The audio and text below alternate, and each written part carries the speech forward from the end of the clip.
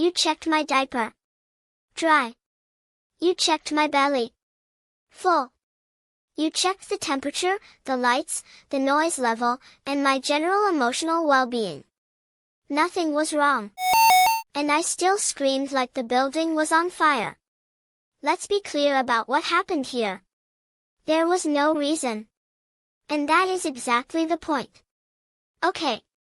I need to explain something, because clearly nobody told you what's actually going on over here. My brain is not broken. My brain is a tiny overworked filing cabinet, and by 6 o'clock at night, that cabinet is jammed shut. Here's the truth. I don't have a mute button. You grown-ups can walk into a loud room, feel overwhelmed, and just quietly leave. Go stand in the hallway. Breathe. I cannot do that. I am strapped into a bouncy seat under a ceiling fan while 3 people talk over me and a dog barks. I have nowhere to put all that information. So I hold it. All day. Like a tiny sponge that never gets wrung out. And here's the thing. Wait for it.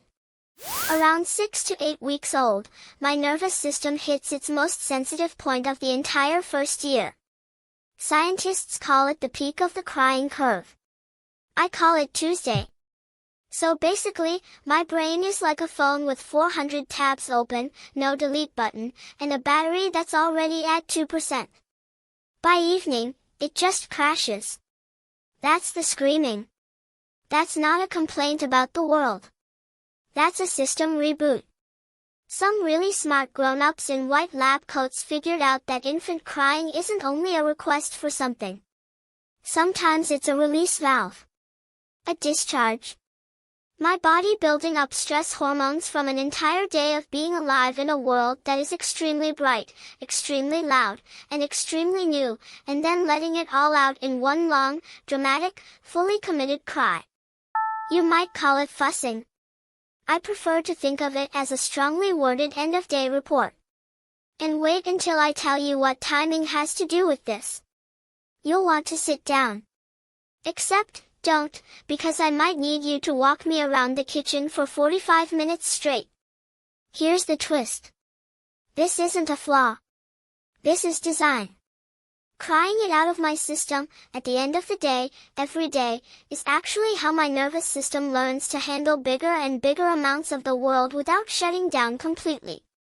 You're not watching a malfunction. You're watching a very small, very new brain in training. I know it's a lot. I know you Google, why is my baby crying for no reason, at 11 at night while bouncing me on an exercise ball. But honestly, some of it isn't really about a reason at all. It's about a release.